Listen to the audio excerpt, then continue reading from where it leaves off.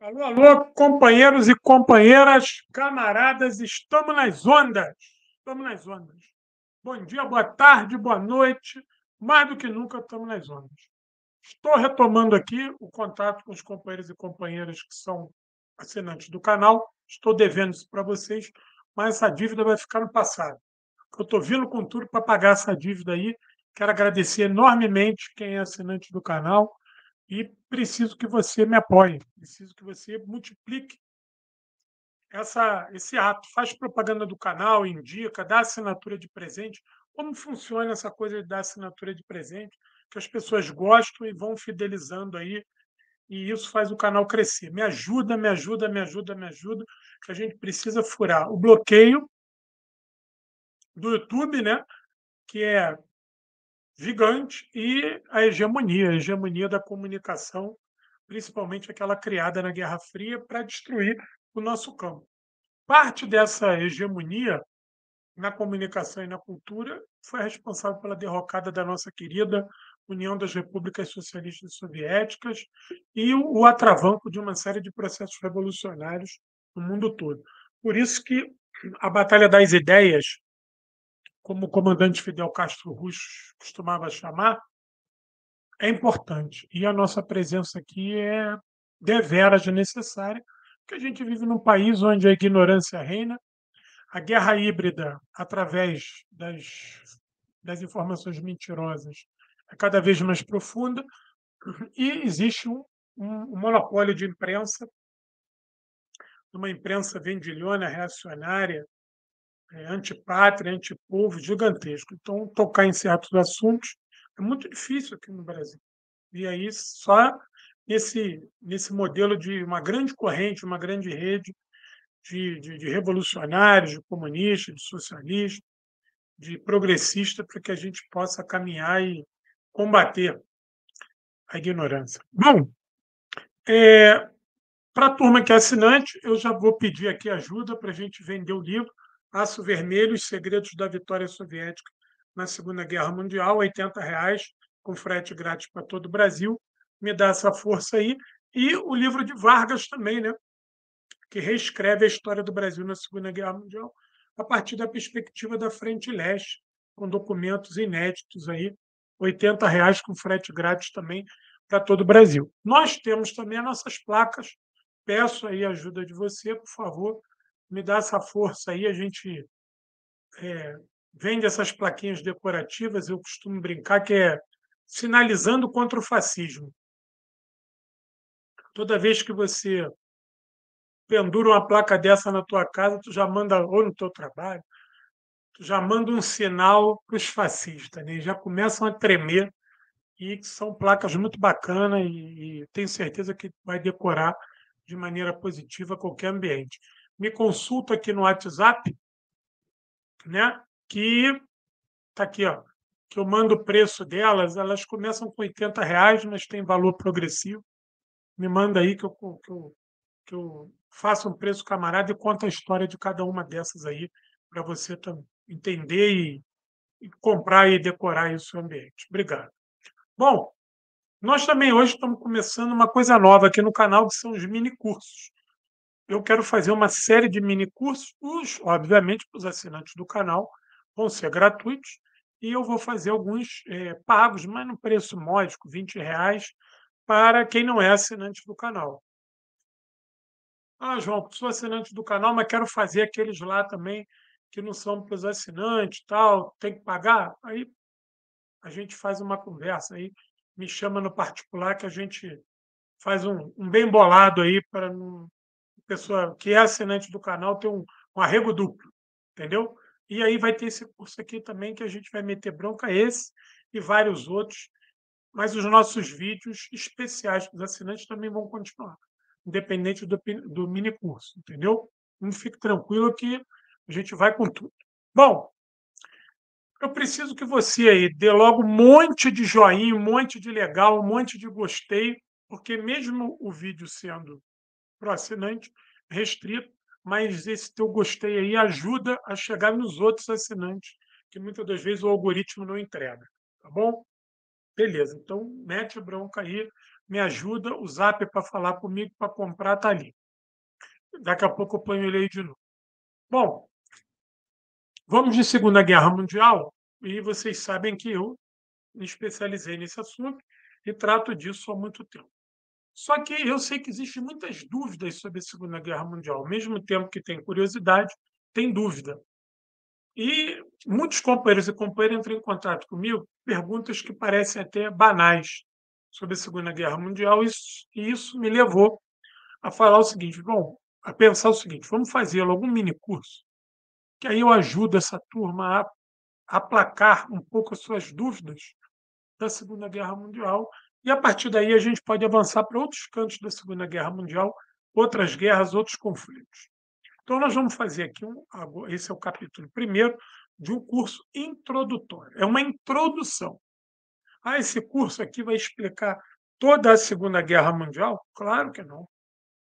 Mas ele é uma introdução, né? Ele é uma introdução para a gente saber, né? Para a gente reconhecer a origem, alguns pequenos sinais da Segunda Guerra Mundial que às vezes fica no limbo. Porque a Segunda Guerra Mundial ela não pode ser vista apenas como um combate entre exércitos, né? O Clausewitz já vai falar isso para a gente. A guerra é a extensão da política para outros meios. Mas antes da guerra, antes do soar dos canhões, existe a política. Tem um ditado muito legal no meio das relações internacionais que fala assim: a guerra é uma coisa muito importante para ser iniciada e terminada por militares. Pode ver, quem declara guerra são os civis, né? E quem faz a paz também são os diplomatas, né? Civis. Então, a guerra ela tem uma antessala na política muito intensa antes que se chegue ao iniciar do gatilho. E para que a gente dê conta desse processo, eu estou iniciando esse mini curso. Essa introdução será de 6 capítulos e eu pretendo colocar um no ar por semana, entendeu? Então a gente vai ter um capítulo por semana do mini curso e vai ter também os vídeos voltados para os assinantes do canal, também uma vez por semana, como era outrora, como foi até dezembro. Depois a coisa, o bicho pegou para mim em janeiro e fevereiro, mas agora já está tranquilo de novo e vamos embora. Bom, acho que a primeira pergunta que eu quero responder de vocês é o seguinte: para entender a Segunda Guerra Mundial, é preciso conhecer a Primeira Guerra Mundial? Para entender a Segunda Guerra Mundial, é preciso conhecer a Primeira Guerra Mundial? Não. Conhecer a Primeira Guerra Mundial, não. Mas entendê-la, sim. Você não precisa dominar os 4 anos que duraram a Primeira Guerra Mundial, de 14 a 18, saber que tropas lutaram, quem foi, quem não veio, quem morreu, armas que foram usadas, territórios que foram combatidos. Não. Mas é importante que você entenda o trajeto da política que se desenhou na Europa e no mundo, né? Quando a gente fala que a Primeira Guerra foi mundial, é porque ela também conectou vários continentes, ela teve reflexo em vários continentes. A partir do marxismo-leninismo, a gente pode falar o seguinte: olha, a Primeira Guerra Mundial foi a primeira grande guerra imperialista. Contudo, existem pesquisadores marxistas que também entendem que a Guerra dos Boers, aquela que foi travada lá no início do século XX, entre tropas inglesas e os Boers da África do Sul. Os Boers é um grupo advindo da Holanda, né, que vai também participar da colonização da África do Sul, que vão lutar contra o domínio inglês. Era um grupo de brancos, reacionários, racistas, gente da pior espécie, mas não queria os ingleses. E os ingleses vão para lá, né, massacrar os boia, vão lá atacar os boia também, que eles estavam desafiando o poder real, o poder da coroa inglesa. Então, essa guerra também ela é vista como uma guerra imperialista. Então, há uma disputa, né? Qual é a primeira guerra imperialista realmente? Essas escalas para a gente interessa pouco. Mas fica aqui o registro, né, para que mas depois você está num ambiente onde tem uma discussão mais acadêmica, né? Falando, não, a Primeira Guerra Mundial foi a primeira guerra imperialista. Não, foi a primeira grande guerra. Anteriormente, tem pesquisadores que gostam de balizar ali a Guerra dos Boias. Eu não me oponho a isso. Eu acho realmente que a Guerra dos Boias foi uma guerra imperialista, mas, contudo, não acho que ela precisa dessa significância toda e a nível de preceder a Primeira Guerra Mundial. A Primeira Guerra Mundial é uma guerra imperialista também, mas a escala dela é tão maior que eu acho que ela resolve, ela dá conta do problema. Mas é que tem aquela turma que é mais específica, né? Que vai vir com essa marca, então eu já quero deixar vocês preparados para isso também. Se alguém, se estiver, fizerem algum comentário em algum lugar e alguém vier com a questão da Guerra dos Boias, vocês não estão desarmados, não vão ser pegos no contrapé. Eu posso até fazer uma live um dia, mais lá na frente, falando da Guerra dos Boias, para a gente entender exatamente esse passo imperialista, porque a Guerra dos Boias ela vai aumentar a presença inglesa naquela região ao sul da África. E a gente pode falar depois como é que isso se alastra. Eu prometo fazer, fica naquelas do campo da previsibilidade. Pois bem, a Primeira Guerra Mundial ela tem toda uma mítica, né, que ela surge com o Gavrilo Princip, né, que ele vai tentar lá, um nacionalista que vai tentar quanto o homem lá do Império Austro-Húngaro. Né? E o Francisco Ferdinando, naquele atentado que joga granada, dá tiro, uma coisa meio atrapalhada, depois ele tenta se matar, pula no rio. Mas isso aí não. Eu acho que isso aí não vem ao caso agora. Né? Nós não estamos aqui para falar de toda a história da Primeira Guerra Mundial. A gente vai fazer um resumo da Primeira Guerra Mundial, e aí a figura do Gavrilo Princip, do Francisco Ferdinando, do arquiduque lá, né, que era o monarca do Império Austro-Húngaro, isso aí entra, a gente cita aqui, mas aí se a gente fosse entrar nesses pormenores, aí a gente teria que fazer um curso de introdução à Primeira Guerra Mundial. A gente pode fazer isso num outro momento, mas eu acho importante a gente ter a Segunda Guerra Mundial primeiro por ser um objeto maior e o seu desdobramento ainda está muito presente na nossa sociedade. Os pontos interessantes da Primeira Guerra Mundial a serem notados e que nós temos que levar isso para a compreensão da Segunda Guerra Mundial é: a Segunda Guerra Mundial começa no dia seguinte que termina a Primeira Guerra Mundial. Esse é mais um ditado que vale muito ser levado em consideração. Por quê? A Primeira Guerra Mundial foi uma guerra de impérios. Né? Está o Império Austro-Húngaro, tem o Império Turco-Otomano, tem o Império Inglês, tem o Império Alemão. Esses impérios estão a toda força querendo se expandir. Nós não podemos perder de vista que nós estamos falando de 1914 e havia poucos anos que a Revolução Industrial, né, pelo menos a terceira Revolução Industrial, a terceira Revolução Técnico-Científica, estava entrando na jogada. Então você tinha aí ainda um desdobramento de crises de superprodução do final do século XIX, e você tem a expansão desse capital, né? O desdobramento desse capital industrial ligado ao capital financeiro e o imperialismo, como o Lenin marca muito bem, já intimando, né, o processo dessas nações. Né? Porque o imperialismo é uma junção do capital privado e do capital público. Mas que capital público? O capital público das grandes corporações, o capital público dos países que cultivam monopólios, oligopólios, onde esses países que vão organizar multinacionais, transnacionais, à base da exploração do seu povo e de outros povos também. Então, esses países eles estão montando isso, estão edificando esse processo. Né? Você tem todo um sistema de monetarização da economia, tem toda a organização do sistema financeiro internacional acontecendo. Né?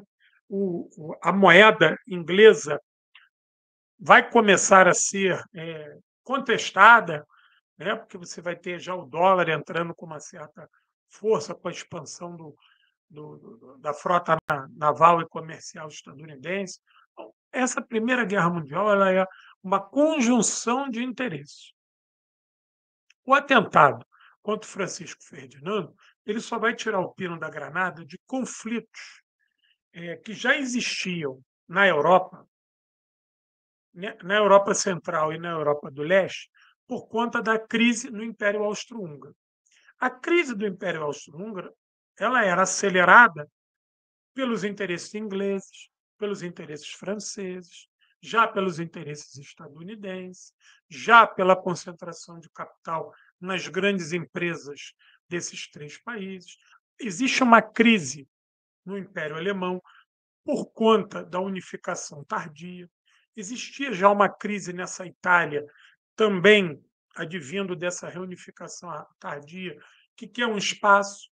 Nós não podemos esquecer lá do Congresso que vai firmar a recolonização da África a partir de 1850, onde a Alemanha e a Itália vão querer acesso às riquezas da África, no qual somente França, Inglaterra e Espanha e Portugal tinham.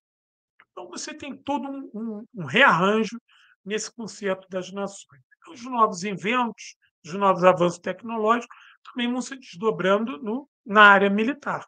E aí, esses conflitos que estão sempre no horizonte, eles vão sendo instigados, porque aí você está construindo e está constituindo o exército, melhores armas, canhões, daqui a pouco entra o avião na jogada, o submarino, os destroyers, os canhões vão ser cada vez mais poderosos.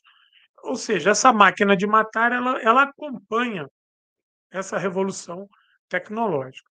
E isso vai seduzir todos esses impérios, todos esses países, todos esses que querem ter um Estado, porque o desejo de se tornar independente é de você poder desenvolver as suas forças produtivas, né, e não depender mais de ninguém e não ficar à mercê de mais ninguém. Só que esse desenvolvimento das forças produtivas, ele no marco do capital, ele vem a privilegiar as elites, né? E o operário vai continuar fodido ali, sendo mão de obra barata e massacrado. Dentro do Estado socialista que vai raiar em 17, na União Soviética, esse novo Estado, essa nova produção, ela vai ser dividida com a população. A possibilidade de você ter um Estado independente e você passar a monopolizar a produção e o comércio desses produtos é extremamente tentador. Porque a ideia não é só você monopolizar, a ideia é você combater a concorrência. Porque essa história de que o capitalismo ele é plural, que ele é meritocrático, que ele desenvolve a concorrência, é uma mentira do mundo. O capitalismo ele é monopolista pela própria natureza. Ele tem por princípio combater e anular a concorrência. O capitalismo ele só sobrevive sendo monopólio. Se ele se subdividir e permitir que haja grande concentração de concorrência, ele se destrói. Ele precisa ser centralizado. Então, a Primeira Guerra Mundial ela nasce do desejo de muitos desses países de centralizar esse poder, centralizar o acesso à matéria-prima, centralizar a economia. O grande país do mundo ali, né, a grande nação do mundo nesse momento, é a Inglaterra. A Inglaterra era um grande império, era um império naval, era um império onde o sol nunca se punha, porque a Inglaterra tinha terra em todo lugar do globo, tinha território em todo local do globo. Então, em qualquer momento era sol na Inglaterra, sem dizer que era detentora de uma grande armada. Essa armada inglesa garantia o poder, né, marítimo, né, da Inglaterra em qualquer lugar. Nenhum país do mundo que tivesse orla estava seguro, porque a Inglaterra podia mobilizar a sua esquadra gigantesca, chegar lá e peitar, como os Estados Unidos fez com o Japão com a política das canhoneiras, né? chegou lá, cercou o Japão e falou: ó, se não abrir para o comércio americano, vai bombardear essa porra toda aí. A Inglaterra não precisava nem ameaçar, né? Porque ela tinha um jogo de sedução político muito envolvente, muito hábil, e quando isso falhava é que ela mandava a marinha, mas na maioria das vezes ela conseguia dominar pela lábia mesmo, pela troca de favores, pela sedução financeira, pelo aquele ditado do é dano que se recebe. Então, a Primeira Guerra Mundial, ela tem que ser observada o seguinte: ela foi responsável pela crise no Império Austro-Húngaro, o desmantelamento do mesmo. O desmantelamento também do Império Turco-Otomano, que ele vai deixar de existir. O Império Alemão, que desde 1850 prometia ser um Reich vibrante, de muito poder, de muita força, ele também vai sair combalido. Por quê? Porque essa Alemanha que nasce na sua, na sua proposta de ser um grande império e tomar assento diante das grandes nações, disputando as matérias-primas da África, esse Império Alemão ele já nasce fazendo sombra a franceses e a ingleses. Então, o pacto liberal que envolvia França e Inglaterra estava ameaçado. Estava ameaçado por França e Itália, que estavam querendo ser grandes também e que queriam espaço. E o que era pior, eram países da Europa Central, eram países da Europa Ocidental, eram países que dividiam mercado com França e Inglaterra.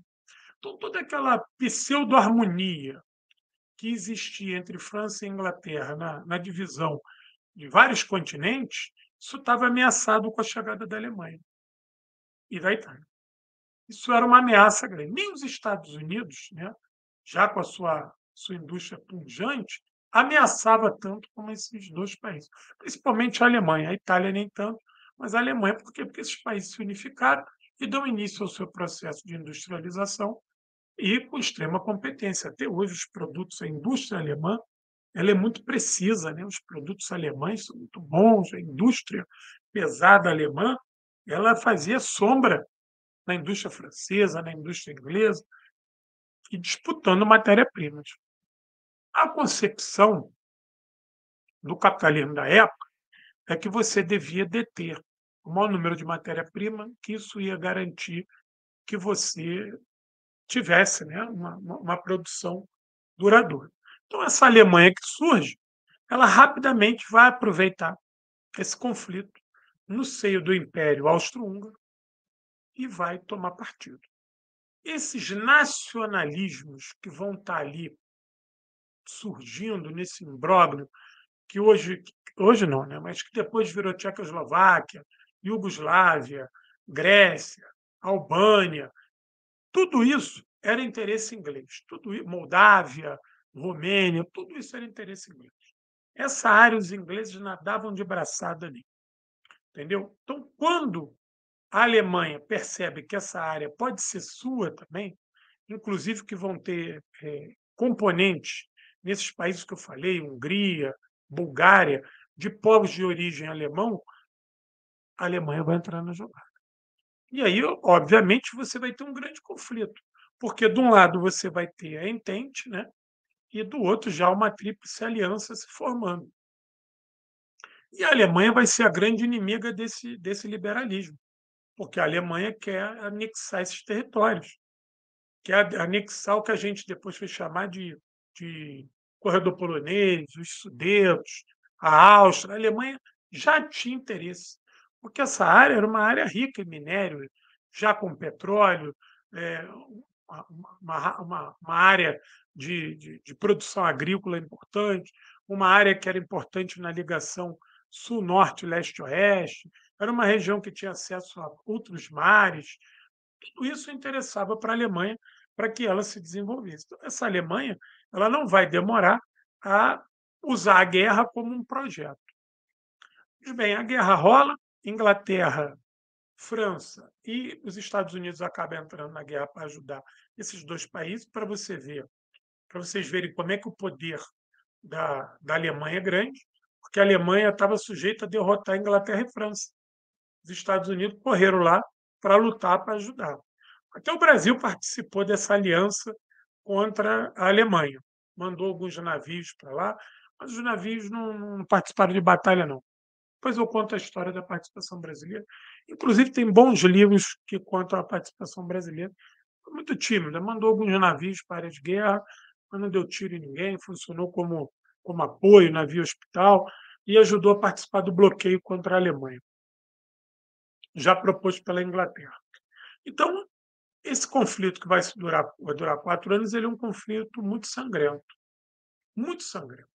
E ele vai mostrar que existia um projeto capitalista de França, Inglaterra e Estados Unidos mais em segundo plano, para a Europa. Os Estados Unidos não tinha tanto interesse na Europa.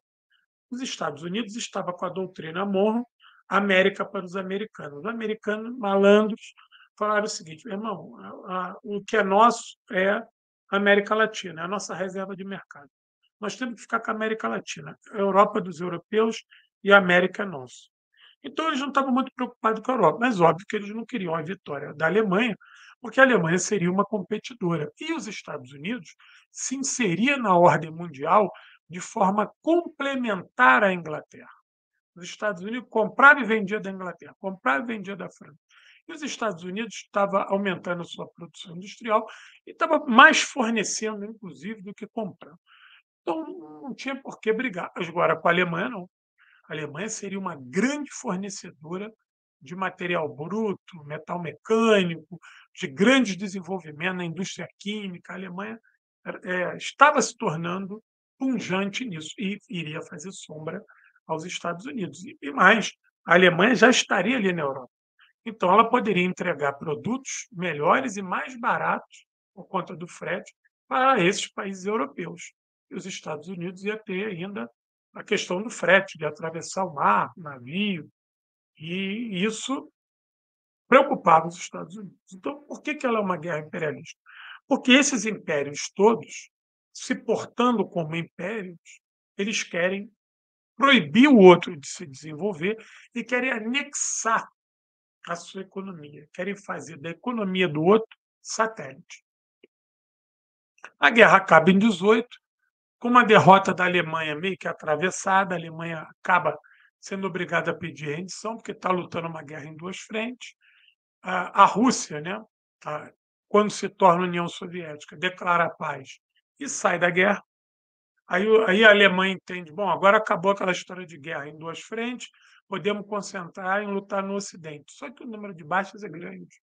A população alemã começa a cobrar um preço. E mais, os industriais alemães, a burguesia alemã pensa o seguinte: essa guerra vai nos levar, vai nos exaurir economicamente, a gente não precisa disso.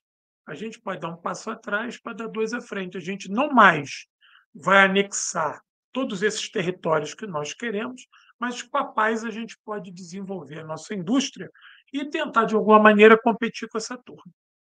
Então, a guerra acaba de maneira humilhante para alguns setores da sociedade alemã. Isso vai ser o combustível para a direita alemã se contrapor aos liberais. Em tese, o setor liberal da Alemanha vai consensualizar o Tratado de Versalhes, que para eles é extremamente humilhante, porque o que a Alemanha tem que pagar de indenização à França e à Inglaterra faria com que uma impossibilidade total do que a mesma se desenvolvesse economicamente, que o que ela ia ter que pagar era uma coisa horrorosa. Era uma rendição humilhante, porque você ainda ia se render, e isso para aquela elite prussiana, militarista, era uma vergonha. E para os seus filhos, mais ainda, porque eles iriam nascer, crescer e se desenvolver num país que não conseguia se tornar uma potência, porque ia passar anos, décadas, dando dinheiro para francês e inglês, aqueles que mataram os seus irmãos, que mataram o seu exército, que humilharam, que lhe tomaram território. Então, isso foi um combustível terrível.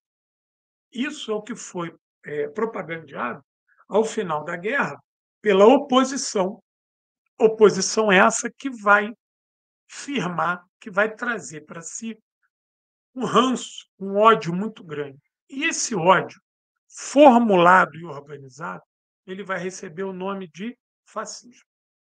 A gente sabe que foi o Mussolini o cara que consolidou as ideias do fascismo e, por isso, ele se tornou o pai do fascismo. O Mussolini inventou o racismo, o Mussolini inventou o machismo, o Mussolini inventou o, o elitismo. Não, mas ele conseguiu pegar tudo isso, todo esse reacionarismo e sintetizar num pensamento político.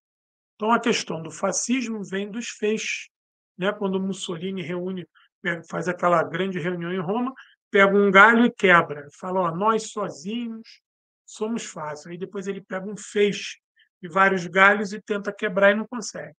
Aí isso traduzido foi para o fascismo, aquela política dos feixes, todo mundo junto, e aí ele começa, né, a organizar o seu pensamento político com base num, uma perseguição muito grande ao padrão que desobedecia aquele firmado por ele, do romano, do grande herdeiro daquela Roma que nunca existiu.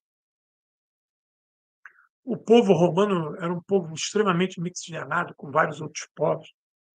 Basta ver que o nariz de batata dos italianos, os italianos têm ao sul nariz de batata, cabelo crespo, pele um pouco mais morena e ao sul aquele nariz enorme de tucano.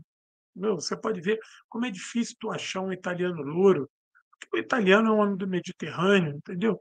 Nossa, não que o louro seja puro, mas só para mostrar como é que esse romano não pode ser visto como alguém branquinho, porque esse romano ele miscigenou ali, né? O Mediterrâneo estava na ligação direta com a África, é óbvio, entendeu? É óbvio que houve uma miscigenação muito grande. O Mussolini vai escrever, né, dentro de uma das suas teses eugênicas, essa coisa de parente do Júlio César, essa bobajada toda.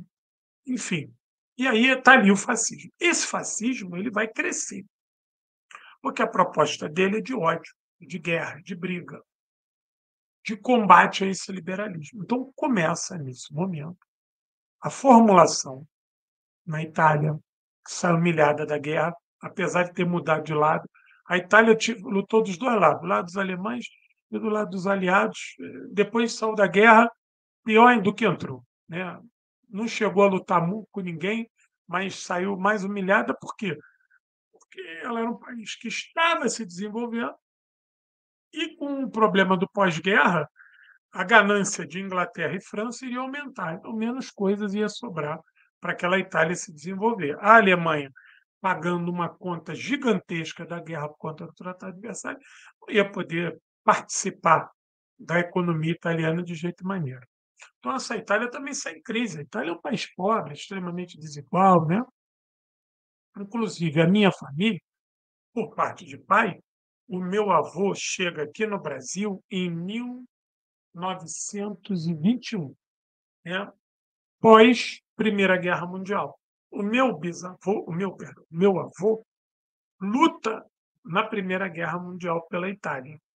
Só que a Itália mobilizou tropa numa atitude ambígua. Depois a gente pode fazer uma live melhor para falar isso. Hora estava de um lado, hora estava do outro, no final terminaram presos. Todo mundo, os soldados italianos se rendiam, se entregavam, não tinha comida, não tinha arma, não sabia nem o que estava lutando. A Itália é um país também extremamente ignorante, pessoas analfabetas.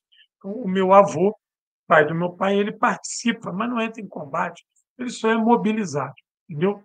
E ele vem, né, as oportunidades não tem, ele chega aqui no Brasil em 1921, que é a família Pitilo chega aqui com ele.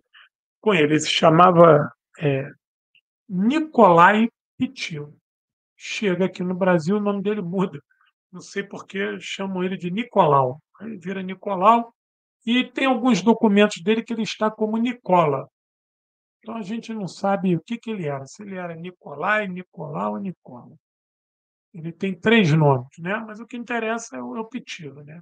Ele tem o Pitilo e a família minha, por parte de pai, começa nessa jogada aí, da presença deles aqui. Eles chegam aqui para o Rio de Janeiro, vão morar aqui no subúrbio da Zona Norte, subúrbio da Central, e esse meu avô ele vai ser torneiro mecânico, vai ser gasista, ele vai desempenhar essas funções porque ele já tinha alguma experiência como operário, bombeiro hidráulico, ele já tinha algumas habilidades dessas.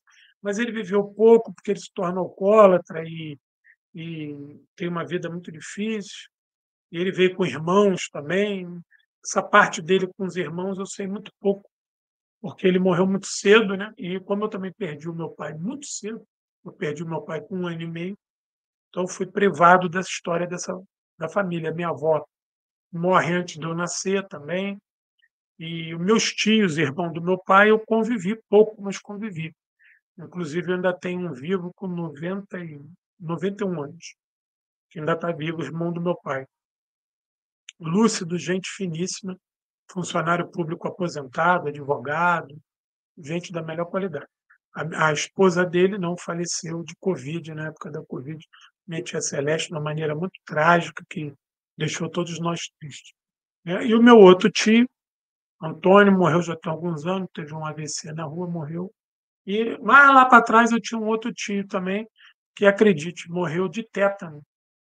Era muito jovem, acho que tinha 15, 16 anos, morreu de tétano, e porque não tinha vacina para tétano. E tiveram uma vida muito difícil por conta desse meu avô que se torna alcoólatra, e tem problema para se alimentar, muito, muita dificuldade morando aqui no subúrbio do Rio de Janeiro. E depois eu só fui saber a história da minha família porque eu fui pesquisar. Quando eu tirei a minha cidadania italiana, eu vou pesquisar a história que ele foi mobilizado para a guerra, o meu tio, que é vivo, me contou muita coisa, o outro faleceu há um pouco tempo atrás, uns 10 anos, meu tio Antônio, que me contou também. Aí eu vou pesquisar nos arquivos e acho a documentação, acho a chegada dele no Brasil, o vapor que ele chega, o dia, o horário, da onde que ele vem, o porto que ele embarcou, lá na Itália. Aí eu começo a. Aí eu tenho acesso à primeira fotografia do meu avô, aí eu consigo montar toda a história da minha família, mas a história da minha família está ligada a essa recessão, nessa recessão pós-guerra, que vai fazer com que não só o Brasil, mas vários países da América do Sul, Argentina também, até a Venezuela, recebam muitos italianos, portugueses, espanhóis. Essa segunda leva de imigração chega muito em função da Primeira Guerra Mundial. Essa Primeira Guerra Mundial ela vai reafirmar o poder inglês. Ela vai ajudar os Estados Unidos a se catapultar como uma potência mundial. Porque os Estados Unidos, mais uma vez, vai capitalizar com a guerra, vai ganhar grana com a guerra. Porque quando ele vai lá para os Estados Unidos, para a Europa lutar, ele vai tomar grana dos franceses, vai tomar grana dos ingleses. Esses dois vão contrair dívidas com os Estados Unidos, então as empresas estadunidenses vão lucrar. E mais ainda, o interesse estadunidense é não permitir que haja mais concorrência no continente. A Alemanha vai ficar numa situação difícil. E isso vai fazer com que o surgimento do fascismo transborde a questão nacional. Então, você vai ter o fascismo na Itália, logo vai ter uma versão dele na Alemanha, que vai ser o nazismo, né? Porque o nazismo, a palavra nazismo é abreviatura de Partido Nacional Socialista dos Trabalhadores Alemães, e você vai ter componentes do fascismo em vários países, na Finlândia, na Hungria, na Bulgária, no que viria a ser a Iugoslávia, esse discurso de ódio muito ressentido contra o liberalismo. Porque o fascismo ele vai ter como antítese, primeiro, o liberalismo, porque era o liberalismo que controlava a economia e colocava os países desses movimentos sob julgo. E, no segundo momento, principalmente após a Revolução de 17, o inimigo vai passar a ser o movimento comunista. E aí, com a vitória da União Soviética, o movimento comunista vai crescer no mundo todo E, ao fim da Primeira Guerra Mundial, você vai ter o movimento comunista disputando ombro a ombro com esses movimentos fascistas. O liberalismo ficava por conta de setores da burguesia do status quo, mas essa burguesia não se fazia de rogada, ela não tinha nenhum pudor em recorrer aos setores fascistas para combater os comunistas e o advento das suas revoluções. O nazismo ele vai dar um salto de qualidade na Alemanha, né, justamente nesse momento de combater a República de Weimar, combater os espartaquistas, combater lá Rosa de Luxemburgo e seu marido, combater o Partido Comunista Alemão, que era muito vigoroso. Ele era tão vigoroso, né, que o Marx apostava numa revolução na Alemanha pelo desenvolvimento das suas forças produtivas e também pela organização do seu operariado. O Engels, por vezes, vai confirmar isso e também vai ver grande possibilidade disso acontecer na Inglaterra.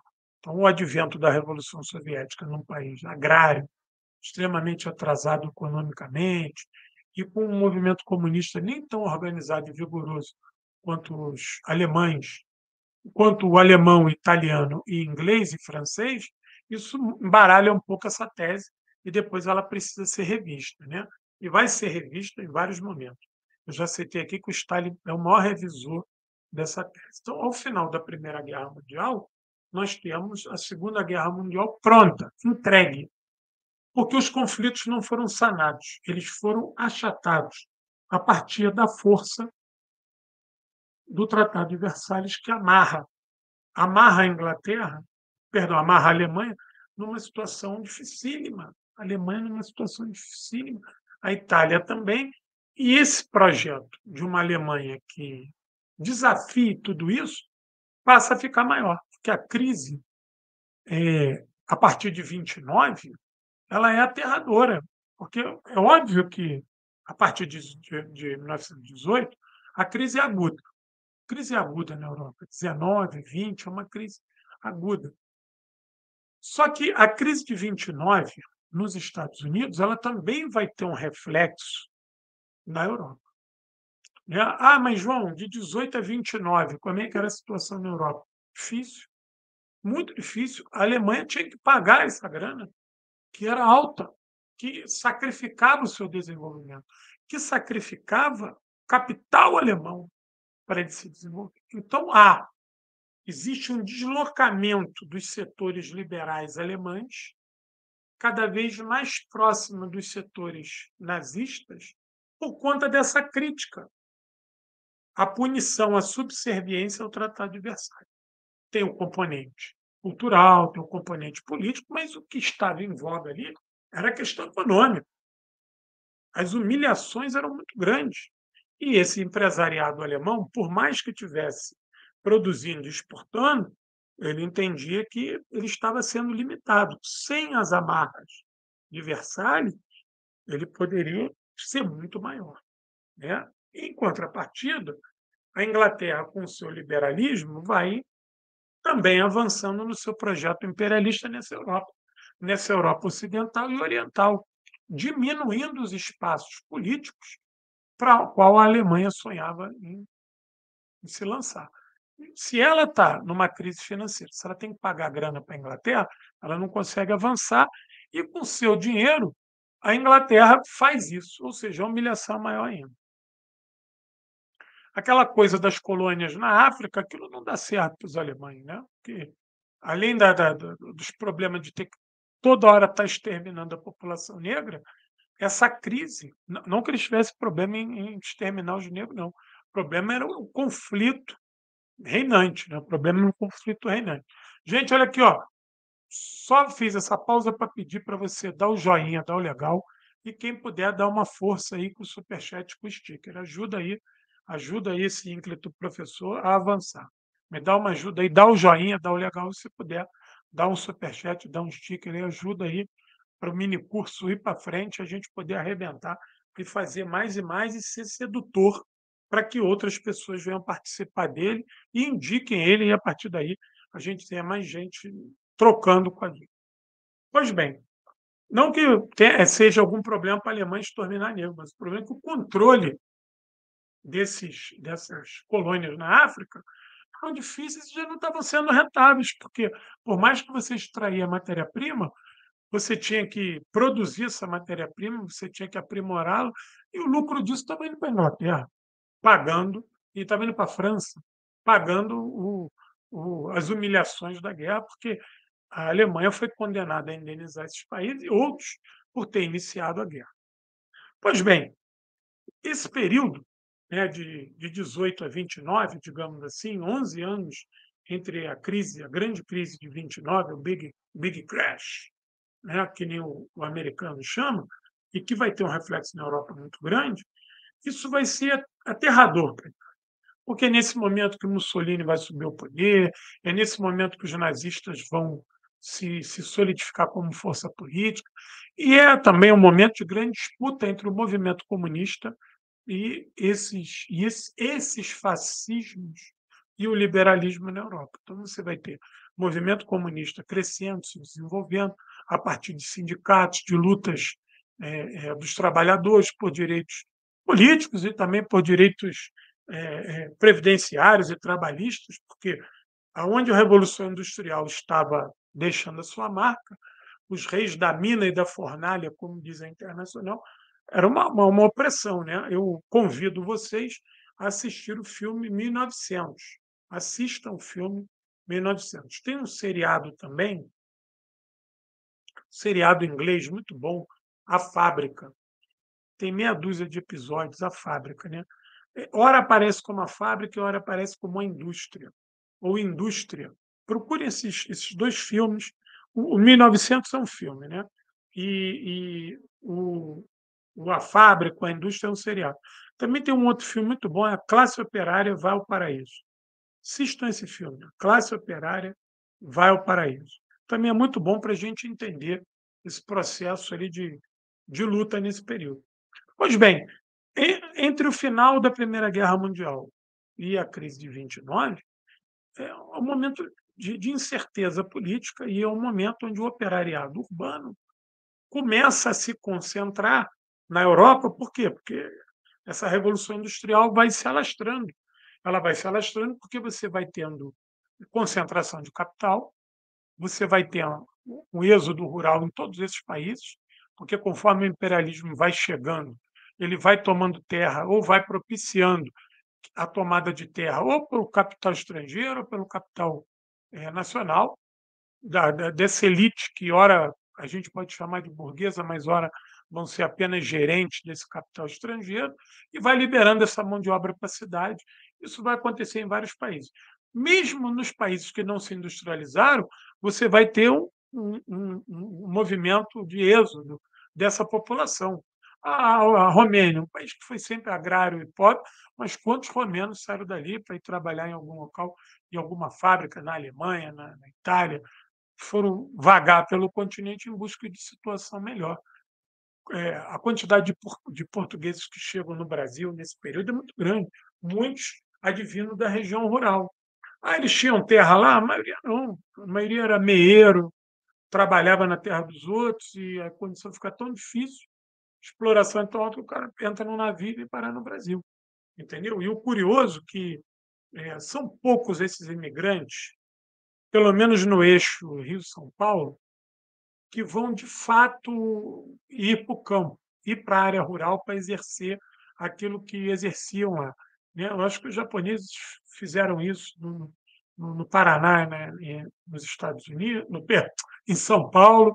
Os italianos fizeram isso em certa medida também ali, Paraná, Santa Catarina e Rio Grande do Sul, mas o grande grosso dessa gente acabou desaguando no eixo Rio-São Paulo e indo trabalhar ou em fábricas ou em profissões ligadas a essa proto-industrialização brasileira do período. Né? Ou então se tornaram profissionais liberais, né? Autônomos, como o meu avô materno, que veio para cá por uma companhia inglesa, outro italiano. Né? O meu avô, perdão, meu bisavô materno era italiano também. E ele vem numa companhia inglesa que no início do século XX, bem no início do século XX, se eu não me engano, 1907, 1908, alguma coisa assim.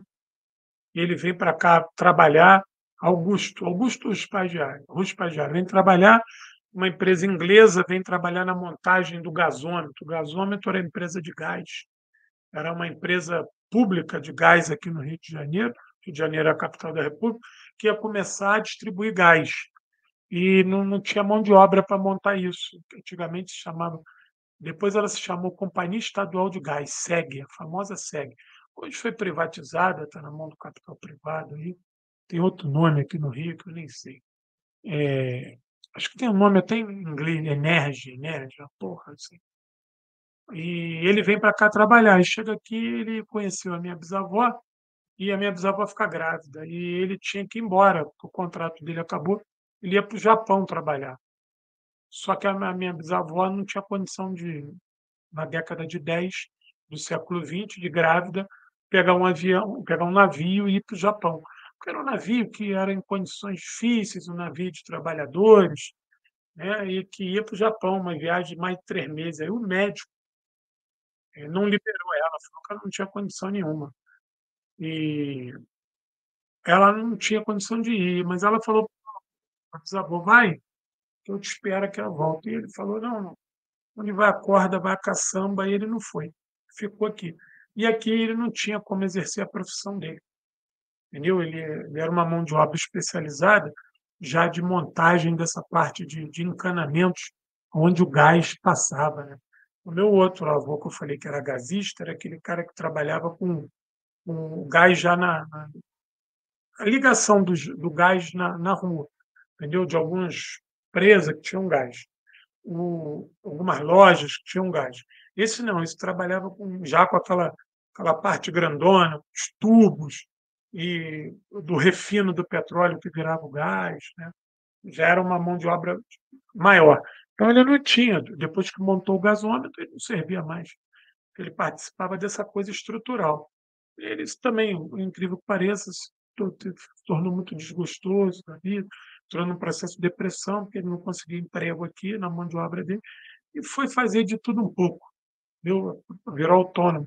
Os italianos também, espanhóis, que vieram, tiveram esse destino difícil aqui no Brasil. Não foi fácil, não. E uma pena que a maioria deles que tenha vindo para cá não tenha se politizado, não tenha se organizado, né? Acho que a ignorância era muito grande e, e não sei também se o ambiente político no Brasil não proporcionou isso.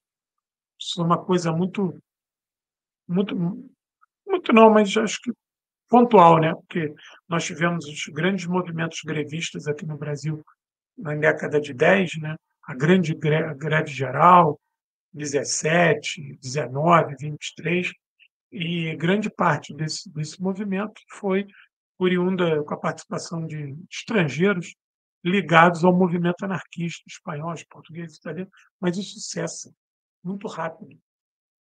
Logo depois você vai ver isso praticamente desaparecendo. Isso aí, para quem estuda aí, depois pode falar melhor, a gente vai também procurar isso. Não é o principal do meu estudo, mas sei que esse período é muito curto. Pois bem, essa turma foge lá da Europa e essa Europa vive numa crise do cacete. Então, essa Europa ela estava um rastilho para se começar uma outra guerra. Havia o desejo da Alemanha de se vingar. Agora, a Itália fascista tinha o interesse de questionar esse liberalismo.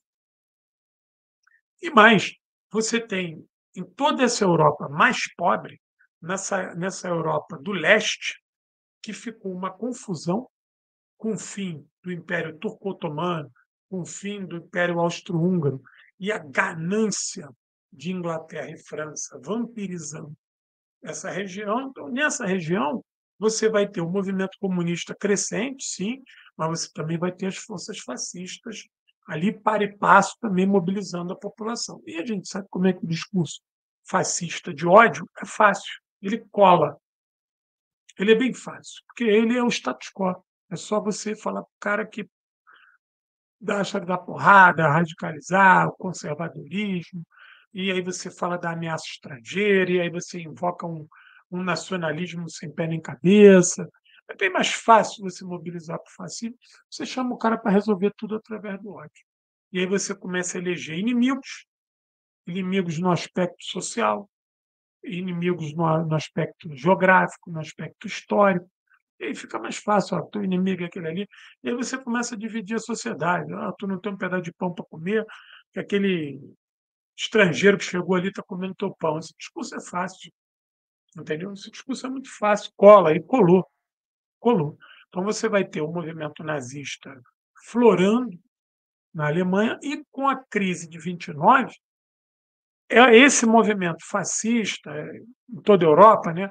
Na Alemanha, que a gente tem o nome de nazismo, e nesses outros países que vão aderir a esse processo, dizendo o seguinte: está vendo? A nossa crítica é correta. Olha lá a crise de 29. Os Estados Unidos, e olha lá a crise de 29. Porque os Estados Unidos, olha que coisa curiosa, essa crítica contra o liberalismo ela era muito centrada na Inglaterra e na França. Os Estados Unidos era vista por parte dessa Europa fascista como algo positivo, que é algo que deveria ser seguido. Por quê? Porque esses Estados Unidos, ele, apesar de ter corroborado com Inglaterra e França, mas ele era visto como positivo porque ele lutou contra a Inglaterra, ele se tornou independente da Inglaterra. E ele cresce, esses Estados Unidos, ele já vai aparecendo até 29 como uma sombra à Inglaterra. O próprio Hitler ele vai ter um carinho tão grande pelos Estados Unidos que ele vai colocar o nome no seu trem. O Hitler tinha dois grandes trens blindados, que eram o xodó dele. O trem 01, que era o que ele mais usava, tinha todo um conforto. O nome do trem é América, em homenagem aos Estados Unidos.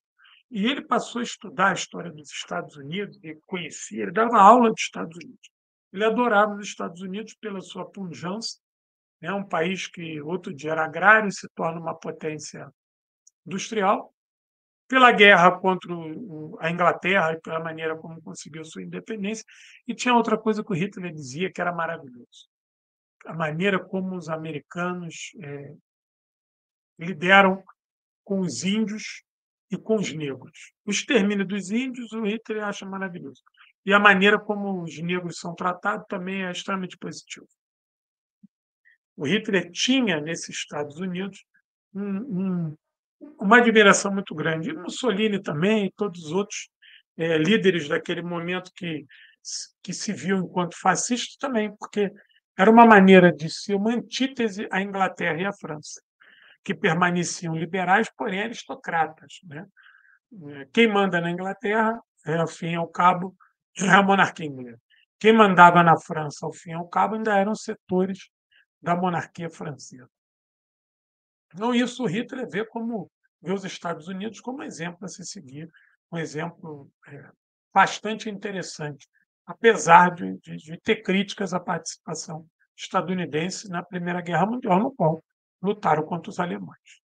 Esse Hitler ele vai começar a questionar, né, esse capitalismo de maneira. As críticas do Hitler ao capitalismo têm o desavisado, ele tinha dificuldade de entender quem estava fazendo essa crítica, se era um Hitler da vida ou era um Lenin. Tinha hora que havia muita similaridade nesse discurso. Isso era feito propositalmente para você pegar os mais incautos, para você, inclusive, avançar nas bases do movimento comunista. Não obstante, a moral do movimento comunista era tão grande na Alemanha que o Hitler, de caso pensar de seus colaboradores, vão botar o nome de nacional-socialismo. Por isso que muita gente, o nazismo é de esquerda, essa gente idiota, filha da puta, burra, mau caráter, fica falando essas porra de maneira calhorda, proposital, isso não tem nada a ver com esquerda. O nacional-socialismo, fascista, de extrema-direita, ele só vai capturar o nome socialismo para disputar a base do movimento socialista, para dizer o seguinte: olha, aquele socialismo lá é o da União Soviética, o nosso é o nosso, aqui, ó, diferente, feito por nós. Então tem esse jogo, essa malandragem por parte do Hitler e seus colaboradores de botar o socialismo no nome do partido. E a gente sabe que socialismo vem da palavra de socializar. Socializar é o acesso à sociedade de maneira mais igualitária possível, coisa que o nazismo não faz de jeito e maneira, com o seu rol de políticas discriminatórias, elitistas, reacionárias, racistas, que porra é essa? Então existe ainda, gente babaca que não sabe por que que a palavra socialismo está ali e tenta criar algum tipo de similaridade. Não era isso, era só uma questão semântica, que o Hitler malandamente queria avançar sobre as bases do movimento socialista alemão. E fez e conseguiu isso, né? Principalmente com a derrota da República de Weimar. Bom, a partir de 29, eles vão bater no peito, tá vendo? Nossas críticas a esse liberalismo, porque eles são claros, quando eles faziam críticas ao capitalismo, era uma crítica vazia, porque era uma crítica sem conceito. Porque o que eles queriam na sociedade deles era o capitalismo também, mas um capitalismo controlado por um centralismo doutrinário de origem fascista. Então, e é só essa a diferença. Não existe nenhuma diferença na parte financeira, na parte industrial, na parte produtiva, na parte monetária, nenhuma. Né? Quando o Stalin fala que o fascismo e o capitalismo andavam de braços dados, que era a mesma coisa, por isso. Porque, ao fim e ao cabo, eles tinham o mesmo propósito na área econômica, que era a exploração do homem pelo homem, a concentração de renda na mão de poucos e o achatamento da vida desse trabalhador, no qual ele vai ser mera peça de reposição na engrenagem do capital, facilmente descartável. Mas eles tinham a ciência, né, de que, além da ideologia, além do centralismo doutrinário, você precisava desenvolver as suas forças produtivas, né, e de maneira a desenvolver esse operariado também, que ele ficasse sequestrado por essa ideologia. Por isso, né, o nome Partido Nacional Socialista dos Trabalhadores Alemão, né, um partido de trabalhadores, que apesar de ser um partido de massa, que tinha muitos trabalhadores, mas a gente não vai ver nenhum trabalhador, nenhum operário despontar como liderança do partido nazista. Pelo contrário, são as elites, são os aristocratas, são os acadêmicos, são os militares. Você não vai ver nenhum grande operário alemão fascista, dirigente do partido. Tinha lá no terceiro e quarto escalão, tu botava um ou outro lá para dizer que estava tudo certo. A mesma coisa, né, no fascismo italiano. Apesar de ser um movimento de massa, o pobre não galgava esses espaços, nem pensar. Então, a Primeira Guerra Mundial é importante que a gente veja como um preâmbulo da Segunda Guerra Mundial, onde as condições, o surgimento do fascismo, o surgimento do nazismo e dos outros fascismos na Europa, que vão ajudar na formação do eixo, do Pacto de Aço e da tríplice, da tríplice formação, né? O Pacto Berlim, Tóquio, Roma, que isso que é o chamado eixo, né? Que é esse grupo que vai se juntar para defender uma sociedade, tese, né, de seres humanos superiores aos outros, em que vem Inglaterra e França, ou seja, o liberalismo europeu como inimigo, e que não tem pudor em avançar e dominar outras terras a partir de um projeto de que nós somos os melhores do mundo, somos os que foram eleitos para comandar por uma doutrina central e que vamos meter a mão em armas para tomar isso, escravizar aqueles e matar os outros, porque temos uma missão maior, que achamos que somos iluminados. Mas tudo isso a partir de um modelo capitalista de produção. Tudo isso a partir do imperialismo. Tudo isso a partir da exploração do homem pelo homem. Do homem pelo homem. Tudo isso a partir da concentração de renda. Tudo isso a partir da edificação de um sistema monetário e financeiro que tenha bancos. Tudo isso a partir de grandes empresários, de grandes burgueses. Tudo isso a partir do capitalismo. Então, a crítica é ao liberalismo. Mas que tipo de liberalismo? ao liberalismo, que também se via nessa condição, no direito de se achar melhor, de propagar essas mesmas ideologias, só que de maneira liberal. O que os ingleses fizeram na Índia é a mesma coisa que os nazistas fizeram em muita região onde eles entraram. Como é que aquela população da Índia era tratada? Como é que os franceses tratavam a população na Argélia? Como é que os asiáticos eram tratados por esses dois povos? Da mesma maneira que os alemães. Como é que os povos da África eram tratados por franceses e ingleses? Da mesma maneira que os alemães tratavam. Então, a crítica ao liberalismo era apenas pela intransigência de França e Inglaterra de permitirem que a Alemanha, a Itália e depois o Japão e vários outros países que vão ser satélites do eixo participassem desse capitalismo mundial, participassem da DIT, da Divisão Internacional do Trabalho. Eles poderiam vir como subordinados. Eles não queriam ser subordinados.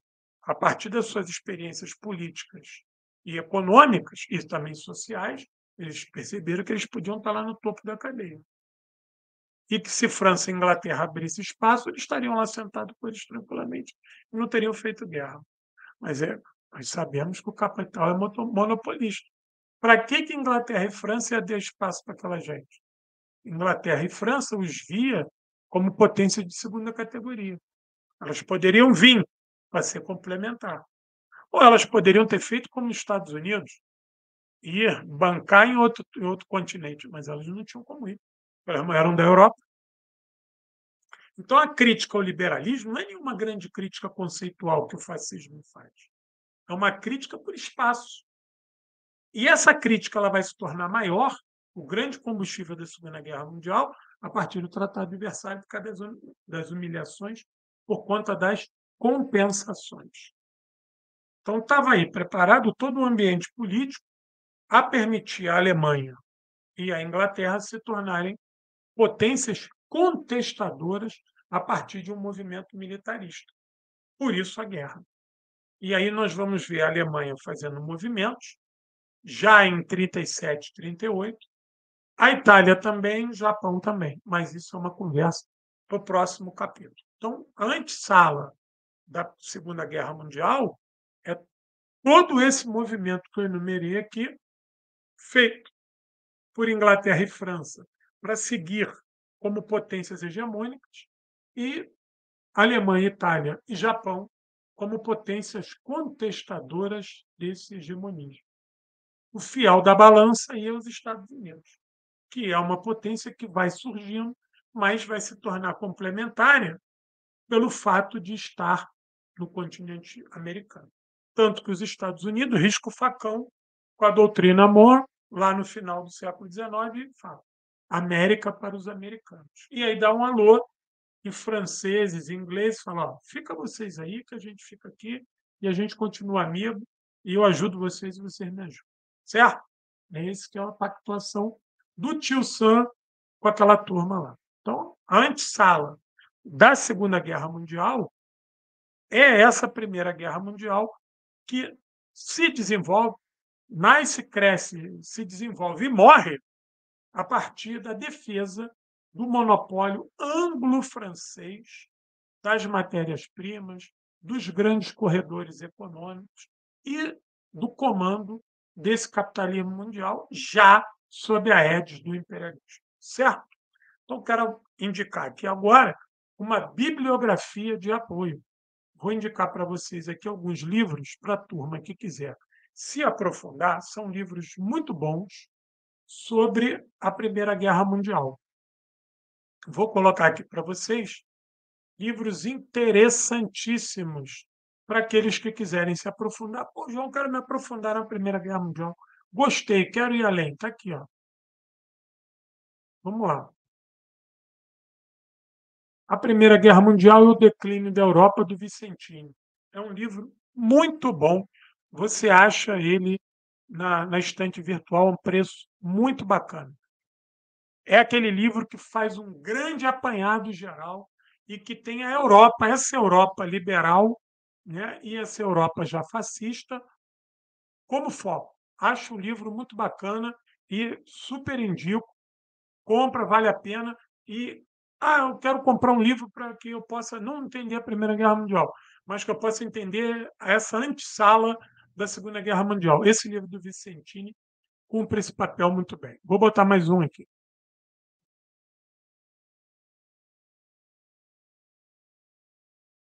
A Era dos Impérios, do Hobsbawm, né? Tem toda aquela trilogia do Hobsbawm, que depois se torna em quadrilogia, né? Mas a Era dos Impérios é muito importante porque ele vai falar de impérios europeus e impérios que estão na competição não só pela Europa, mas pela África e pela Ásia.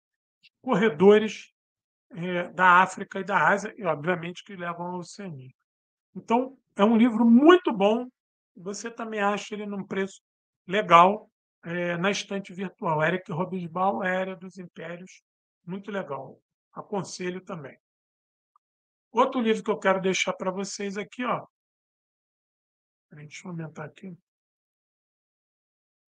É do Gilbert. Muito bom também, sobre a Primeira Guerra Mundial. Claro, olha só. A Primeira Guerra Mundial do Gilbert é muito bom. Claro que são todos escritores, tirando Vicentino, são todos escritores gringos. Escrevem a partir da perspectiva gringa. Então, não percam de visão isso. Nós aqui, na América Latina e no Brasil, e os detentores do marxismo-leninismo, vemos a Primeira Guerra Mundial de uma outra maneira. Contudo, esses livros que eu selecionei estão muito próximos, apesar de todos eles estarem nessa discussão do capitalismo, eles estão muito próximos. Então, são livros que não vão nos decepcionar. Mas guardem isso, né, para evitar ilusões. São gringos. Então, o gringo escreve daquele jeito que você já sabe. Espera aí que tem mais duas indicações aqui legais. Espera aí.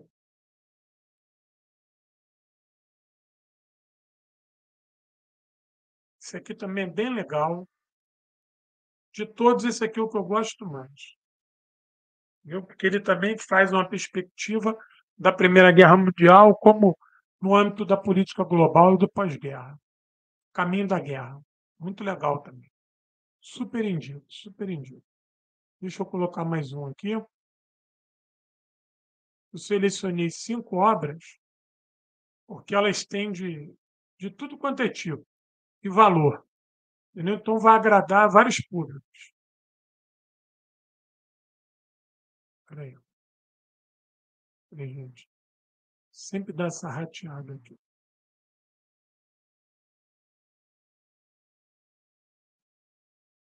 História completa. Primeira Guerra Mundial, história completa. Muito legal esse livro. Tu também acha no estante virtual com preço bem barato. Também super indico. Um livro muito bom para se compreender a Primeira Guerra Mundial. Vale a pena entender a Primeira Guerra Mundial. Aquele que entende os conceitos mínimos da Primeira Guerra Mundial e alguns pequenos fatores pré e pós, facilita muito ele entender. Primeiro, a Segunda Guerra Mundial. Segundo, o crescimento do fascismo e a rivalidade que o movimento comunista vai criar para esse fascismo. Bom, hoje a gente termina aqui a nossa primeira aula, o curso vai avançar. Quem puder contribuir com o Superchat, o sticker, dá uma força aqui. Quem não puder, não tem problema, dá o joinha aí, dá o joinha para o vídeo voar. E aqui está o Pix para dar uma ajuda e falar comigo, onde pinga no centro. Não esqueça do material à venda, o Exército Vermelho na Mira de Vargas, R$ 80 com frete grátis para todo o Brasil, e o Aço Vermelho também, com frete grátis para todo o Brasil. Agradeço os companheiros e companheiras e vamos avançando. Vocês que são assinantes do canal, meu carinho especial, meu beijo no coração, muito obrigado pelo apoio aí. Vamos em frente, hurra!